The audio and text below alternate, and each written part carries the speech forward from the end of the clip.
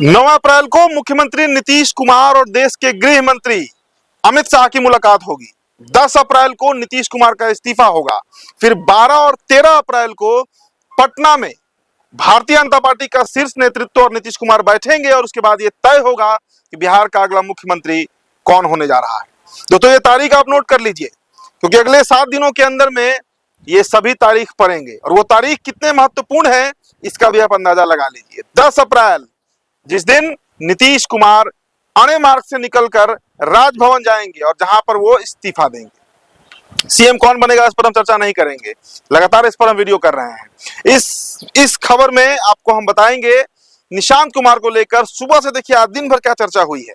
सुबह से यह चर्चा चल रही है निशांत कुमार को लेकर कि निशांत जो है वो डिप्टी सीएम बनना ही नहीं चाहते हैं। अब वो बनना नहीं चाहते हैं कि उन्हें बनने नहीं दिया जा रहा है, ये सवाल है। क्योंकि ये तो तय है, बाजार में इसकी चर्चा भी है कि निशांत कुमार जो है वो उप मुख्यमंत्री नहीं बनने जा रहे हैं। तो बनेगा कौन? अब देखिए, इस वक्त जो बिहार की राजनीति जिस खुमार में है, मतलब जितना अभी उबाल है बिहार की राजनीति में, एक तरफ जनता दल यूनाइटेड का एक बड़ा लॉबी है जो इस बात से नाराज है कि नीतीश कुमार को भारतीय जनता पार्टी जबरदस्ती दिल्ली भेज रही है, तो दूसरी तरफ बीजेपी है जो अपना पैठ अब एनडीए में इस तरीके से बना चुकी है कि अब जो भारतीय जनता पार्टी चाहेगी वो नीतीश को स्वीकार करना पड़ेगा और नीतीश करते हुए दिख भी रहे हैं। निशांत कुमार को लेकर खबर है दोस्तों कि निशांत को देखिए, सबसे बड़ी बात की जेडीयू में जो नीतीश कुमार के खासम खास लोग हैं, आप ललन सिंह कह लीजिए, आप संजय झा कह लीजिए, आप अशोक चौधरी कह लीजिए, आप विजय चौधरी कह लीजिए, सब इन दिनों भाजपाई हो चुके हैं। भारतीय जनता पार्टी की जुबान बोलते हैं, भारतीय जनता पार्टी के ही बात पर अपना काम करते हैं। अब देखिए, निशांत के बारे में खबर है कि निशांत कुमार जो है वो दिन भर, मतलब निशांत कुमार दिन भर जिन जिन लोगों से मिलते हैं, जो काम वो करते हैं, रात के 9 बजे उनको रिपोर्ट करना पड़ता है। और रिपोर्ट किसे करते हैं? नीतीश कुमार को नहीं बल्कि ललन सिंह को। तो आप समझ सकते हैं कि निशांत का भविष्य क्या होने जा रहा है, ये मुझे बताने की जरूरत नहीं है। एक और खबर है वो भी आपको बता देते हैं। प्रशांत किशोर जो है वो इन दिनों नीतीश कुमार के एक बेहद करीबी मित्र, मैं उनका नाम नहीं रखूंगा, उनसे मुलाकात और रोजाना उनकी मुलाकात हो रही है। और प्रशांत किशोर चाहते हैं, बार बार ये ऑफर रख रहे हैं, ये प्रस्ताव रख रहे हैं कि नीतीश कुमार की पार्टी जदयू उनको मिल जाए, वो पार्टी के बड़े नेता बने, बड़े पद पर बैठे, तब जदयू को वो बिहार में बचा सकते हैं। लेकिन इसके लिए जेडीयू में कोई तैयार नहीं है, खुद नीतीश कुमार इसके लिए तैयार नहीं है।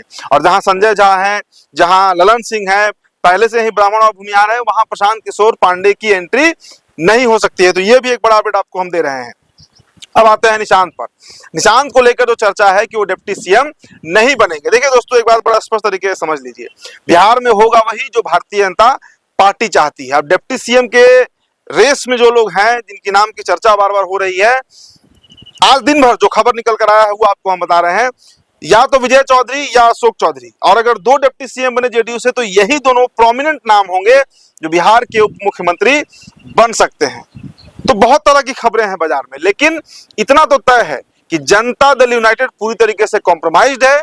जेडीयू जो है वो सिर्फ अब एक नाम की पार्टी रह गई है। देखिए, 12 विधायक जो निशांत के साथ, जब निशांत कुमार की एंट्री हुई पार्टी जिस दिन उन्होंने ज्वाइन किया, उसके बाद उनकी तरफ परछाई की तरह घूम रहे थे, लेकिन धीरे धीरे अब उसमें 5 ही बचे हैं। 7 विधायक जो है वो निशांत कुमार की टीम से, या कहिए कि उनके अगल बगल अब नहीं दिखते हैं, उनकी टीम से बाहर हो चुके हैं। हो सकता है कि फोन आ गया होगा उनको बाहर का, दिल्ली से फोन आ गया हो, कई तरह की चर्चाएं हैं। लेकिन निशांत भी अब डिप्टी सीएम नहीं बनेंगे, ये पक्का है। निशांत डिप्टी सीएम नहीं बनने जा रहे हैं। अब इसके पीछे नीतीश कुमार नहीं चाहते हैं कि बीजेपी नहीं चाहती है, ये बाद में इसका खुलासा होगा। लेकिन इतना तय है कि निशांत इस वक्त, जैसा कि खबर है, कि वो एक कार्यकर्ता बनकर ही पार्टी में काम करेंगे और जब उनका अनुभव हो जाएगा उसके बाद से वो बिहार में किसी पद को लेंगे। लेकिन तब तक शायद बहुत देर हो चुकी होगी तब तक। और देखिए, यहां पर अगर एक और चर्चा हो रही थी, एक सीनियर पत्रकार बता रहे थे, वो खबर मैं आपको बता रहा हूं कि अगर जेडीयू तैयार नहीं होती है बीजेपी के इस प्रपोजल पर, मतलब अगर निशांत को जेडीयू चाह रही है डिप्टी सीएम बनाना और बीजेपी उसमें अगर रोड़ा डालेगी, तो फिर हो सकता है कि एनडीए में टूट भी हो जाए। इसकी भी चर्चा है, चर्चा भर है कि अगर टूट होगा तो क्या होगा। देखिए, कांग्रेस के 4 विधायक इस वक्त बागी तेवर में है और खबर है कि भारतीय जनता पार्टी ने उनसे संपर्क साध रखा है, बीजेपी के लगातार वो संपर्क में है। और बीजेपी का यहाँ बड़े नेता कौन है? राज्यसभा वोटिंग में हमें पता चल गया था।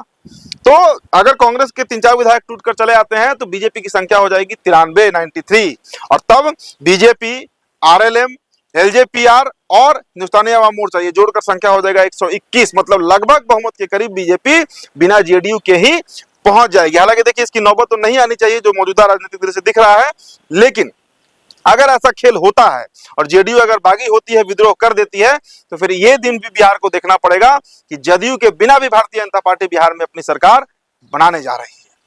तो देखिए ये तमाम अपडेट्स दिन भर के थे जो हमने आपको बताया। फिलहाल इस खबर में इतना ही। परिणाम उदित तारण है, न्यूज़ 11 भारत के बिहार डिजिटल प्लेटफॉर्म पर ये वीडियो आप देख रहे थे। बहुत बहुत शुक्रिया।